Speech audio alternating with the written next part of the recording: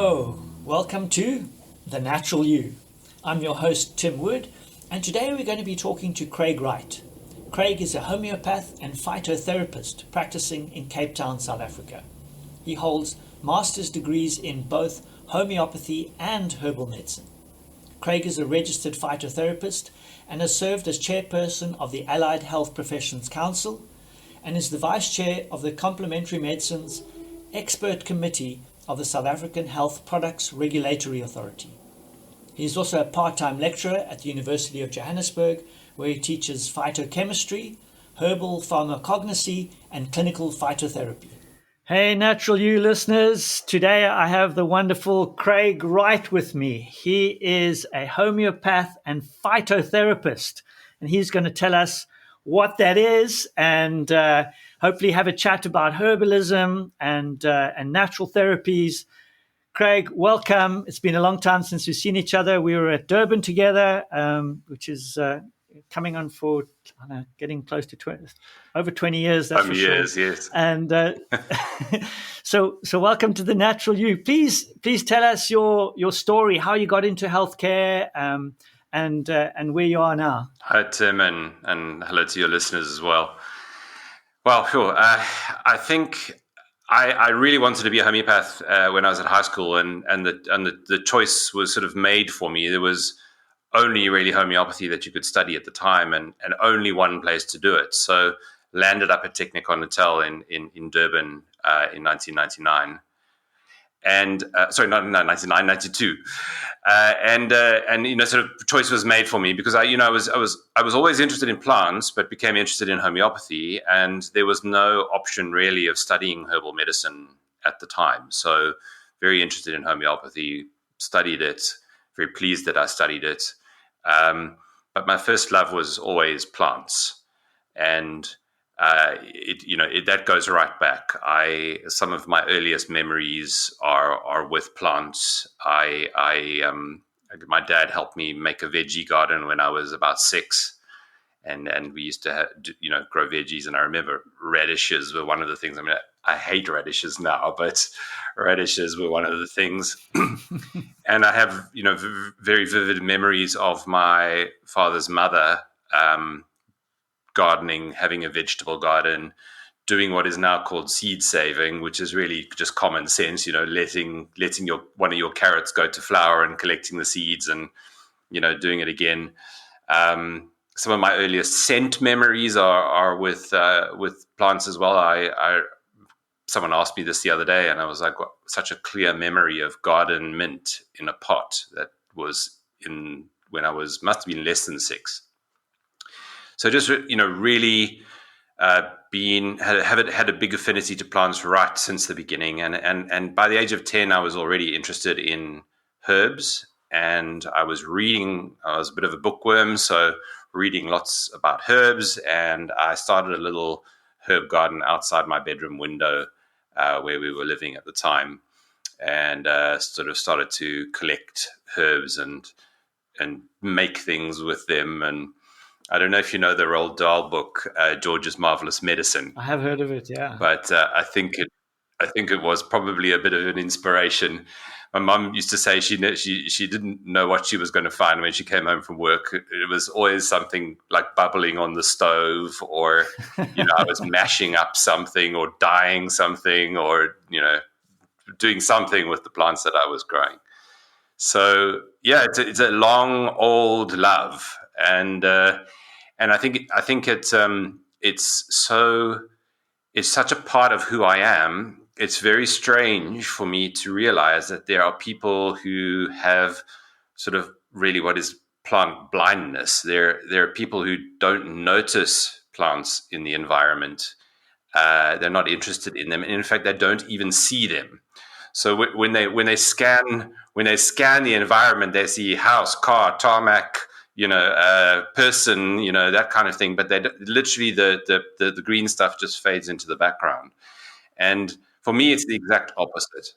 Yeah, I had that similar conversation with our friend Nicole, and she was saying, and she's in the Netherlands now, and she was saying the same thing. People don't even see the plants, and they certainly can't recognize them. Correct. So to have that plant blindness, and it speaks to that nature deficit that I'm often chatting about, where kids aren't brought up in nature, so why would they even see it? They'll know they'll know all the names of the Pokemon, yes, but they couldn't name 5 trees. Absolutely. I think it really helps to have parents or grandparents that are interested in the natural world as well. I mean, my grandparents were really keen birders, and my uncle was a game ranger, and so there was always talk in the family about animals and birds and seeing things, and my mom was a keen gardener, so it was. I think that's something that children, we all naturally have it, and I think if it's nurtured, it's something that grows with you. And likewise, the opposite happens if you don't have an interest in it, you just don't see it. And I mean, I just have the complete opposite. I when I'm scanning the landscape, it's like, oak tree, bit of grass. Oh, that's flowering. There's a dandelion. So it's kind of a skipping around and looking at that sort of thing all the time. And thinking about plants and incorporating plants into my life and into what I do. I mean, I'm not a vegetarian, but I like to, I don't feel well if there are not plants coming into me. And I think that's one of the things I'm really passionate about is getting plants into people. So getting plants, people need to take plants in. They need to take them in consciously through their senses, and they need to take them in physically. They need to eat them, and they need to smell them and taste them and make things from them, and turn those plant bodies into our body. I think that's really important. And the senses that you're saying, you need to you get the sense, get those things. Is that for you more at an emotional level, or is that because of compounds, polyphenols, things like that help us in certain ways, or is kind of medicinal in a way, or is it just because that's part of the whole sensory experience? Like smelling the carrot, crunching the carrot, tasting the carrot, and then the benefit of the nutrition from that. Is that all part of that? I think it's everything, Tim. It's all of it. I mean, I teach phytochemistry at the University of Johannesburg. I'm very keen on phytochemistry, but it's one of the things I really try to teach the students there is what we call organoleptic assessment. So it's the impact that a plant has on your senses, and training your senses as a tool to help you to understand how a plant is useful as a medicine, and the sort of impact that it has on you and your physiology, or a patient and their physiology. So if you look at a lot of indigenous medicine systems, there's an emphasis on the taste and taste of a plant in a quite broad sense. So it's kind of like the smell, the taste, the texture. It can tell you a lot about the medicinal properties of a plant, and so that seems to be common to a lot of traditional medicine systems. It's embedded in Chinese medicine. It's embedded in Ayurveda. It's embedded in Western herbal medicine. It certainly is important here in African traditional medicine systems. So, yeah, I think we teach students to use it as a quality assessment tool as well. So you open your bag of whatever that you've ordered, and you've got to look at it, smell it, taste it. Is the color right? Is it crisp?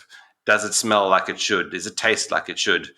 Etc. And so we're very keen on teaching that to students, and I think it's absolutely critical. It certainly helps me in practice. All the time I pick up stuff that where mistakes have been made. The stuff's labeled wrong.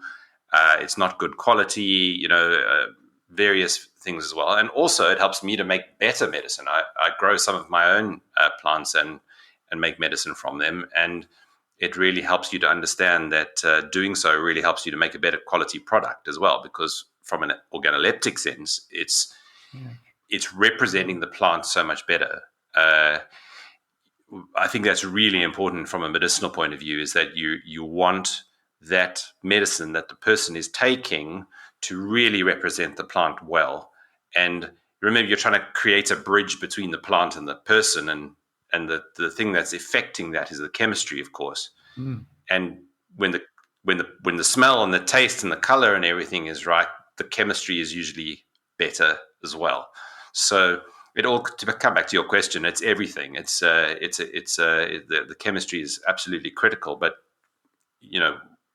we want to take in this plant in physical sense, but also in a mental sense as well. And I think that's also a lovely part as well, is that from a personal development point of view, is actually learning lessons from plants as well, plant consciousness, you could say, as well, in one way. I'm fascinated. This is one of the reasons I love doing this podcast. So I get to talk to people who really know their stuff, and I learn new words like organoleptic. That's right. I wonder how many people have heard that before. Yeah. I'm sure it's just like normal for you, but for me, it's like, wow, that's a new word. I'm going to have to read up about that more. And learning lessons from plants. You say, so a lot of indigenous cultures will talk about that. Oh, well, the plant told me, or I was walking in the trees and they had this message for me, or yes. And because they're so in tune, and that those other beings, those other living entities have, like you say, a plant consciousness or whatever that is. We know that there are neurochemicals in plants. Sure. That these are neurotransmitters in the human brain are present in plants. Sure. Why would they need those? Yes, exactly. Actively involved in some kind of neurological sensing or expressing capability. So I think we're getting a broader understanding of what consciousness is, and so I'm fascinated at how you bring that in to the way that you allow the plant to interact with us. There's a lovely idea in certain herbal medicine circles, which I tell patients about sometimes, which is about an ally, a herbal ally. And an ally is someone who has your back, who fights your corner, someone you can rely on. And you can really find herbal allies for people. It's where their particular blend, if you want, of chemistry interacts so beautifully with your chemistry that you get health as a result of it. And one of mine, for example, is ashwagandha, Withania somnifera. It's a plant in the nightshade family. It's an adaptogen. It helps the body to deal with stress. It's calming. It's relaxing. It helps people sleep better.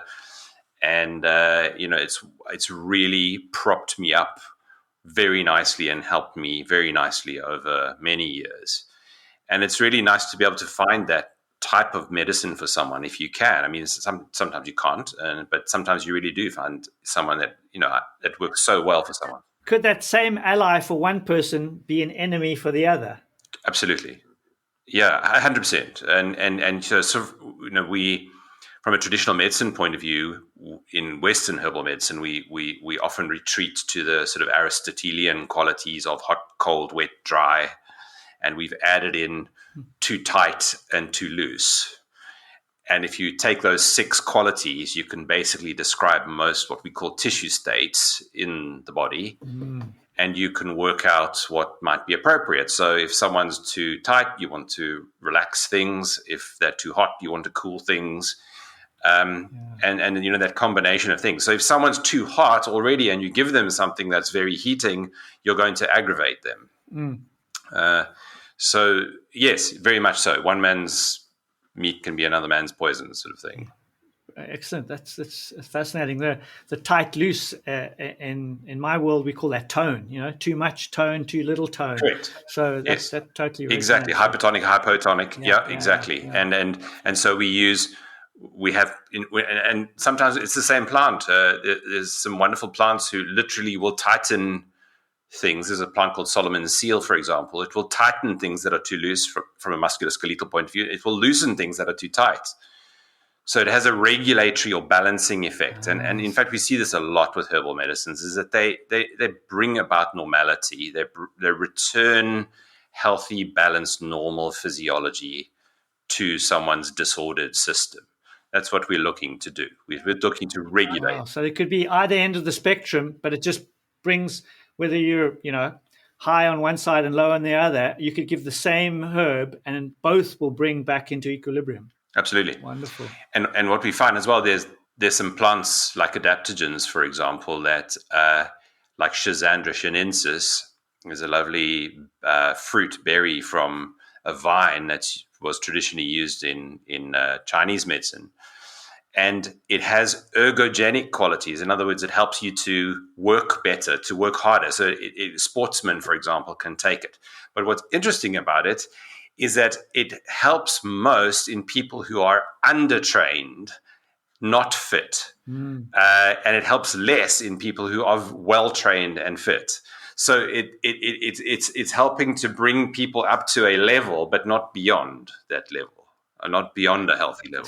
So it's less, you can't abuse, it's not like some drugs, they can't be abused, right? So you can't go like, well, if I take this, I'm going to add to my performance. So like, if you're blood doping or whatever you're doing to take some kind of stimulant when you're doing an endurance run to push you on, or right. So it only takes you up to a certain point, and you go, so that's so much healthier, right? So there's less chance for abuse. And less chance for adverse effects as well. Yeah. I've been practicing now using herbal medicine, let's say, since 1999, more and more over the years, of course. And it's rare that I see someone with a real, true adverse, response to a herbal medicine. Obviously, as a practitioner, we always take that into account when we're prescribing for someone. We're careful and we think and we avoid certain things and we think about drug interactions and all that sort of thing. But it just surprises me time and time again how gentle but significantly powerful effectors of change that the herbal medicines can be. And that's why you see a professional, right? Correct. Yes. Because if I could read up and go, oh, ashwagandha does this, Yes. and I go, oh yeah, I think I need some of that, and so I go off and I order some off the internet, and I go and take this. But meantime, I'm taking a beta blocker or something else, or I'm eating certain foods, or I'm training in a certain way, and it just totally mucks me up. Yeah. But if I'd been to you, you'd go, well, you'd take a full history and say, okay, what are you doing in your life? What other things are you taking? And you could possibly look at those interactions. Absolutely. So tell me about the training that you went through, and so we can kind of find out about sort of educational routes into this. Because there's obviously the traditional medicines have their own. If you're studying traditional Chinese medicine, they have their pathways, and Ayurveda, and of course a lot of native traditions have their person who learns, from handed down wisdom. Correct. So what was your route? So I think from a purely herbal medicine point of view, I think initially self-taught. So reading and growing and experiencing and experimenting. But this is when I was young. Then I studied homeopathy in Durban, and obviously with that came a medical training, a biomedical training as well. So there was an introduction to plant medicines in homeopathy, and homeopathy, of course, uses a lot of plant medicines. Just they use them in a different way and different dosages. So I did the master's program at Technikon Natal, as it was at the time. Its program is still there. It's now called Durban University of Technology. And I trained to be a homeopath, and I registered as a homeopath. I moved to the United Kingdom. I did another 2-year postgrad homeopathy training in the UK, in England. And then I took a break for 2 years. And then I just really had the feeling like I needed to close the circle on the plant studying, the herbal medicine. And it just turned out that I had become very interested in something called Goethean science. And there was a wonderful woman called Margaret Colquhoun, and she was teaching on 2 courses. There was an MSc in holistic science, I think down in Dorset or somewhere in the south. And she was also teaching on the Scottish School of Herbal Medicine's master's program. And I was like, aha, that's the one for me. So I then did the PGDip and MSc at the Scottish School of Herbal Medicine. Unfortunately, it now no longer exists, but I was lucky to be one of the graduates. It was a really amazing program. and then moved back to SA and registered here as a phytotherapist and continued to practice more and more herbal medicine over the years. I've still practice homeopathy. I still prescribe homeopathic medicines when I feel that they're appropriate for the person and I see that particular pattern, because I think a lot of medicine is just about pattern recognition, and if you see a pattern, you can work with it. But over the years, I think I've just incorporated more and more herbal medicine into my practice, and I try to incorporate a lot of indigenous South African plant medicines because I think they're absolutely fantastic. But it is difficult to do so because of supply issues, and so one of my solutions for that is actually growing them, and also because I think there's to satisfy myself in terms of efficacy and safety, I do like to know that there is something other than traditional use when I prescribe an indigenous South African medicine. I like to know that there's some basic science on it, or that we understand the phytochemistry, or that there's some clinical evidence for its use. A good example would be something like Pelargonium. Pelargonium pseudoides has become really popular all over the world now. It's a South African plant which is excellent for colds, coughs, upper respiratory tract infections, even in children. And it started off as a diarrhea and dysentery medicine in Southern Africa. And so it's some good science and investigation by the Germans. In fact, it's turned out to be a wonderful upper respiratory tract medicine and infection medicine. Wow. So I always feel a bit more comfortable when there's some other evidence to back it up. Yeah. Just as a kind of point of understanding, what is the difference between phytotherapy and herbalism, and how do they relate? So I think herbalism is probably just a broader term, meaning the use of herbal medicine to heal people.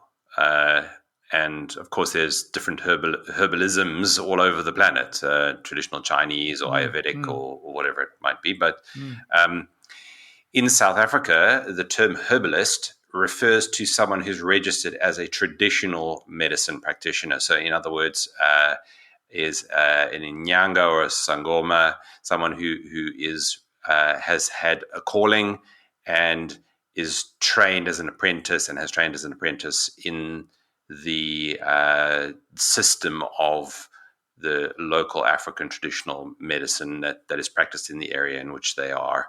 And that is and then there we have an act in South Africa that should be regulating traditional practitioners. It's not doing its job properly, but it is there, and that term is protected here in South Africa. So a herbalist is a traditional African traditional medicine herbal practitioner. And so in South Africa, we're someone like myself is known as a phytotherapist, phytoplant and therapy, and the idea with phytotherapy is it's supposed to be a more scientific approach to herbal medicine. So what we do at the University of Johannesburg is we train people in traditional Western herbal medicine. In other words, the tradition of Western herbal medicine has come from predominantly ancient Greece and European folk medicine, and that created a particular system of using herbal medicines.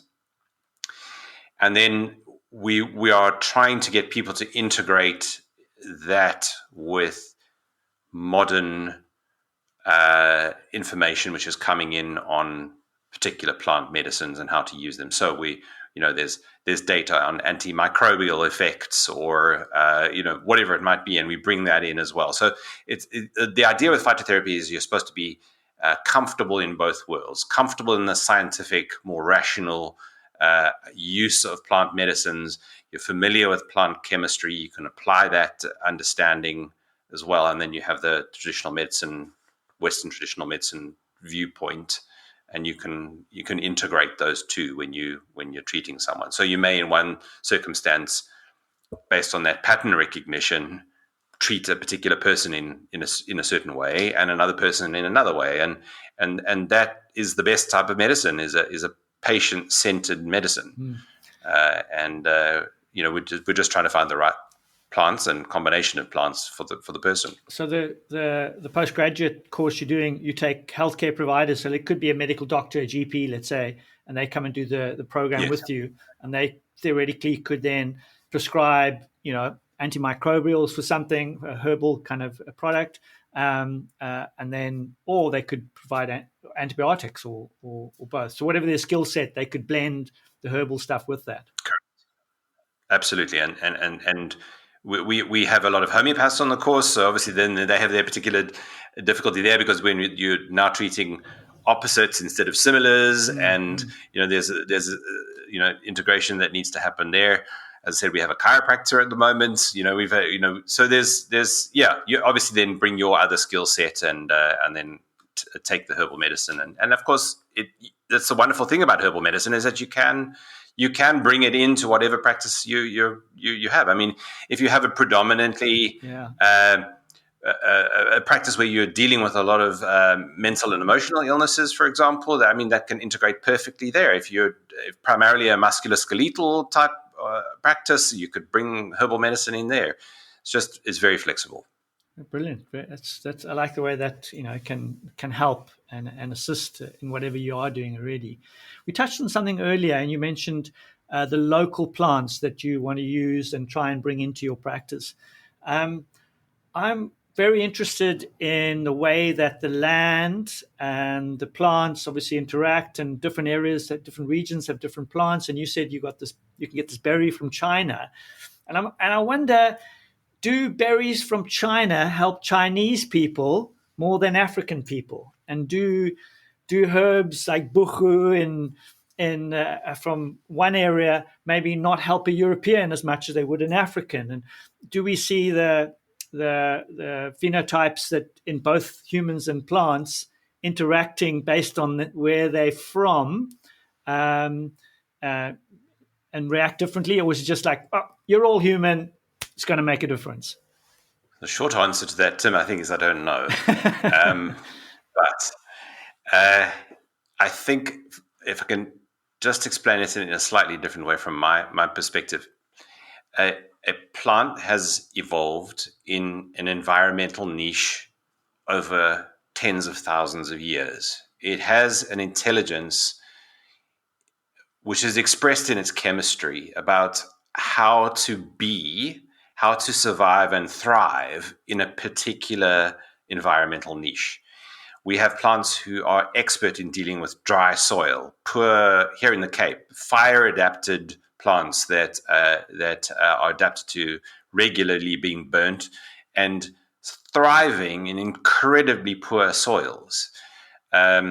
We have water plants. We have plants that grow in bogs and in up mountains in really high ultraviolet levels. And so there's something that a plant can bring. It knows how to thrive, how to be, how to survive in a particular way. And so in a particular, with a particular set of stresses and a particular set of environmental conditions. And I think when you have someone that is also living exposed to those kind of things, you've got a nice match. So when someone's internal physiology is looking a bit boggy, then a bog plant may be something that can help. So you look at the same clues. There's that. Yes. So obviously that's expressed through the chemistry. So we'll find there's a wonderful plant. It's grown all over the world now, but it's originally from Eurasia, which is calamus, Acorus calamus. And it's this water plant. It grows on the margins of ponds and streams and things like that. And it has this incredibly aromatic root, and it warms and it moves and it opens and it decongests and it removes phlegm and it moves things through the digestive tract and it helps dispel gas from the digestive tract and stimulate the digestive processes. And so it also does something similar when it grows in a pond. You can plant calamus all around a pond and it will clear the murky water in the pond. So that bog plant, living in the stinky, muddy, kind of boggy areas, has got this beautiful aromatic root, which brings that all of that clear, clean, wonderful energy into the digestive tract or the boggy tissues. It's used a lot to clear sinuses and mucus and things like that. So back to your original question, I think for me, it's not about the person, their ethnicity or anything else, but it's where they are living and the things that they're exposed to in the environment.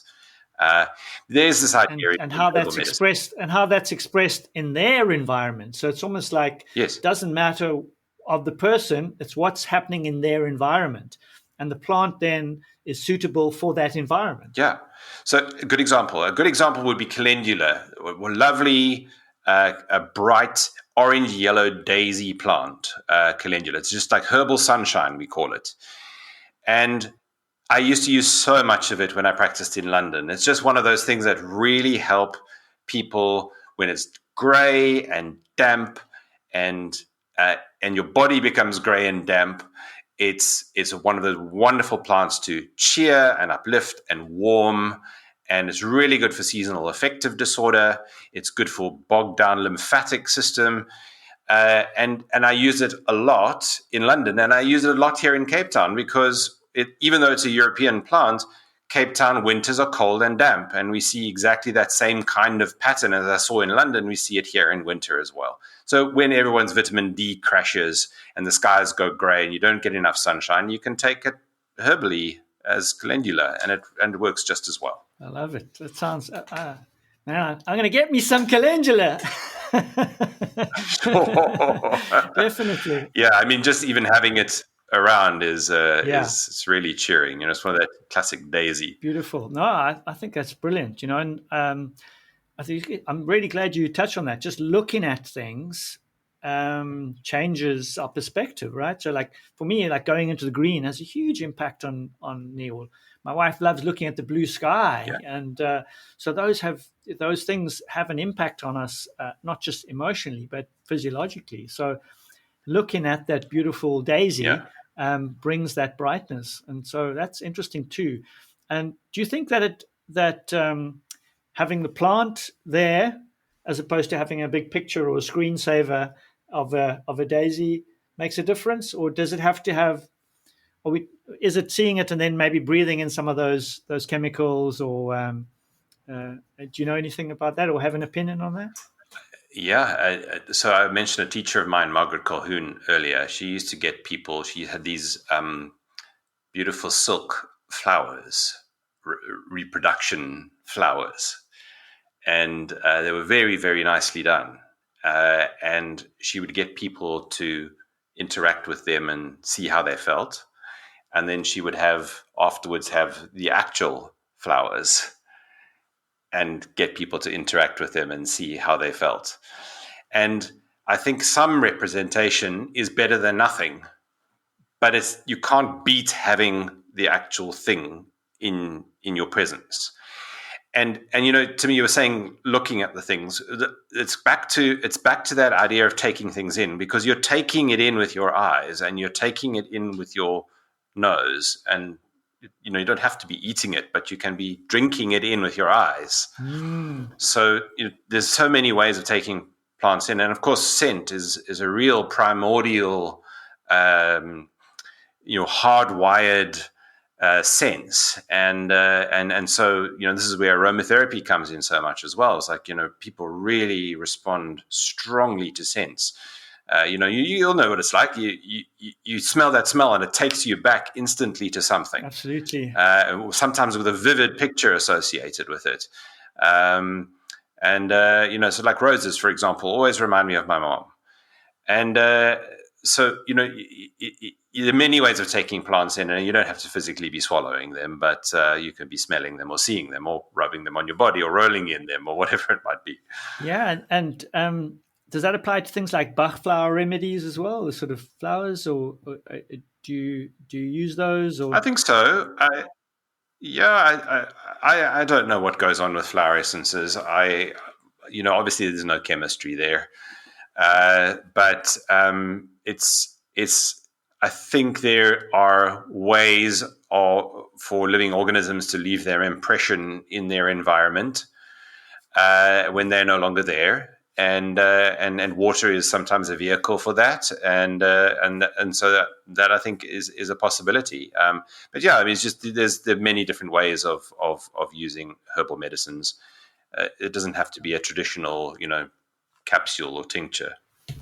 Yeah, it's obviously aromatherapy is pretty widely used now, and a lot of us have diffusers and burners and things like that, which are Yeah. which are great, and as you say, links in with the limbic system and memories, usually powerful and have great effects. It's brilliant. And there's some nice science as well. Sorry, Tim. There's like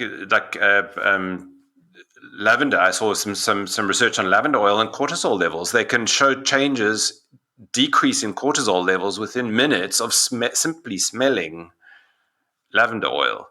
So there really is so many different ways of taking in plants, and it isn't just this idea of okay, we must get a certain amount of level of a certain compound in your blood for it to have an effect.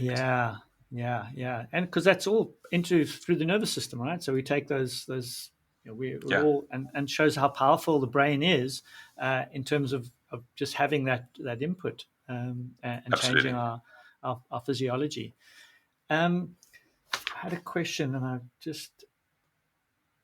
the different types of herbal medicine traditions, because I was just kind of getting ready for the podcast and kind of researching a little bit how widely it's used. So in China, 40% of the population will be using some form of herbal medicine or traditional medicine. India, in rural areas, 65% will be their mainstay on health. These are massive countries. You're talking billions, and they are using these to great effect. And in Chile, I see 71%. That's pretty high in terms of using traditional medicines, which are relying heavily on herbal medicine. So really, it's always been around. Every native tradition, indigenous tradition has used these. The state of play in terms of research, and look, I know in big pharma there's plenty of money to go around, right? And they're trying to isolate. They might find this new Himalayan plant that has some anti-cancer properties, let's say.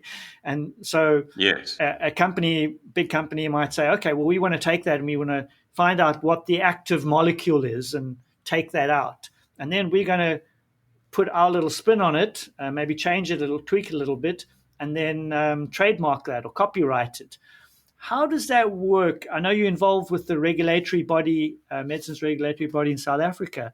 Could you give us some insights into how protected are, if I want to go and pick some rosemary when I'm out walking, will that become illegal? because some company own the copyright to that chemical, and obviously that's ridiculous. But you can see where I'm going with that.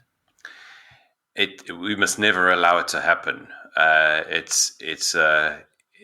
think, to go back a little bit to what you were saying, remember that plants predate us as a species. They were here long, long, long before us. We have evolved with them in our lives. So as a species, we've evolved with plants. And so we often fail to give them the respect they deserve as independent organisms. And I think that this idea of that certain plants belong to certain people or groups of people is something which irks me incredibly. So it's like, it's our native tradition to use this herb. No one else should be using it in their And that goes for drug companies as well. But there's this. I absolutely. So we have legislation in South Africa which is about Indigenous Knowledge Systems, which is absolutely good and appropriate. If you found out how to use something, you found that out, right? And for a drug company to come along and then to do what we call bioprospecting, where they come and go, oh, let's speak to you. You've found out how to use this to cure cancer. Great. We're going to take this thing and we're going to turn it into a best-selling drug. That's terrible.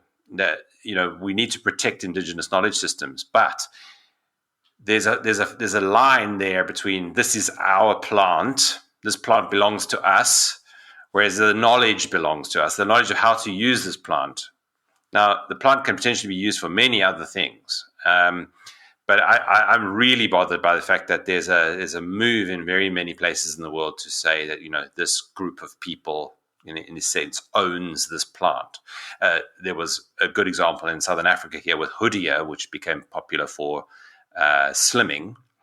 It was traditionally used to suppress appetite and thirst during hunting, for example.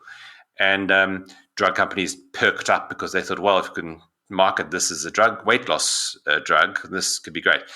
Anyway, it turned out that, in fact, it wasn't a very good or safe or effective weight loss medicine.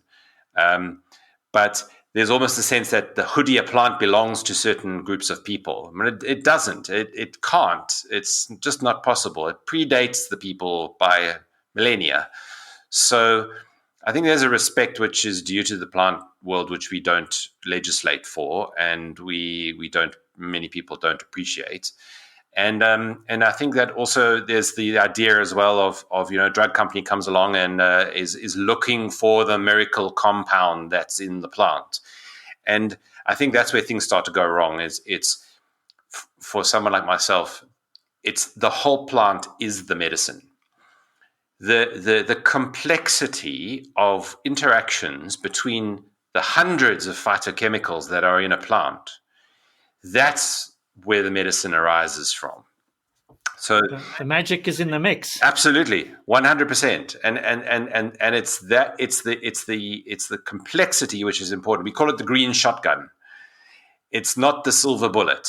It's the opposite of the silver bullet. And it's you can imagine, as this plant evolved from a single-celled organism to the daisy, for example, that it is today, all of the interactions between those compounds over millennia, the relationship that they have to each other, and some buffer each other, some promote each other, some cancel each other out, some work in the same direction. It's just, the mind boggles at the complexity of just one plant. And then we, as herbalists, we like to call them intelligent mixtures. I'm not sure if they're always intelligent, but we take different plants and we mix them together. And so then you've got hundreds of phytochemicals with hundreds of other phytochemicals, and the complexity is mind-boggling. And the medicine is in the whole plant extract. And as soon as you start to isolate compounds, you run into trouble, and your side effect profile ramps up, your adverse events ramp up. And then, of course, if it's something like an antimicrobial or something like that, resistance develops. And you have something that fails. It's a problem, it's something we must avoid. That complexity is beauty, and it just, to me, also highlights the limitations of that reductionist model. Is right. We can't actually, with that model, explore the complexity. I mean, you can take that one chemical and add a couple other and say, okay, we're going to look at this batch of 5 phytochemicals, but they're in a soup of 1,000, yes. And we're going to go, oh yeah, those are the special ones. You're going to, really, and you can't, in that model. You have to say, well, let's take the whole plant and look at that compared to another one, maybe, in that reductionist view. But taking out single chemicals and looking for that, I love that green shotgun over silver bullet. Yes. There's a wonderful example. St. John's wort, Hypericum, is a now famous antidepressant herb, and when they first started to do research on it as an antidepressant plant, they laid their eyes on a particular compound called hypericin, and they thought, well, this was the active compound in the plant, and they would then standardize extracts to hypericin. More research later seemed to suggest that there were these other compounds called hyperforins, which were more active, and then extracts were standardized against hyperforins. They then did some very interesting research, which is they took all the hypericin and the hyperforins out of St. John's wort, and they could still demonstrate an antidepressant effect without those so-called active compounds in it. So St. John's wort is antidepressant. The complexity of the compounds in St. John's wort has an antidepressant effect in humans. And it's not down to 1 or 2 or 5 compounds. It's the complexity of interactions between them all. And I think that's a wonderful example. I love it, Craig. I think on that note, we'll close. We'll have to close it off. We're running out of time, but I mean that's just Sure. As you say, so much to discuss, so much complexity, so much intelligence, and thank you for sharing your knowledge and your wisdom with us about plants and how we can use them to help our physiology. And we look to people like you. My pleasure. We're going to leave your details so that people can hopefully contact you and find out more. In closing, could you leave us just with a single entry-level beginner text for people who might want to explore a little bit of phytotherapy or herbalism? Or if you don't have one now, you can send me a link and I'll put it in the show notes. No, there are plenty. There are plenty. But you mean in someone who would like to use herbal medicine safely on themselves and we'll just get a little bit more interested in different ways that it can be used, like a beginner's guide. There's a wonderful book. The author now escapes me. It's been around since the 60s. And I'll give you the link for it or the details for it. Great. David Hoffman is the author, and it's being called the Holistic Herbal, or various sort of iterations of the Holistic Herbal, and it's got everything you need to know. It's got systems, it's got how to make herbal extracts, it's got individual plant picture, write-ups and everything like that. It's quite a compact book. And David Hoffman's Holistic Herbal would probably be a good place for anyone to start. It's got more than enough to get you started on the road to using herbal medicine safely. And obviously, it's from a European point of view, but it's a great one to start with. Brilliant! Thank you so much, Craig. I'm sure everyone's going to have learned a lot, and I've really thoroughly enjoyed this. And thank you so much. My pleasure, Tim. Good to see you. So cool to chat to Craig. Plants as our allies. I love that. It's exciting for me to learn new words like organoleptic and pharmacognosy and share the insights and expertise and passion of people like Craig. If you want to hear more episodes like this, please send me a message and like The Natural You on Spotify, Apple, and YouTube, or whatever platform you're listening on. Till next time, keep being the natural you.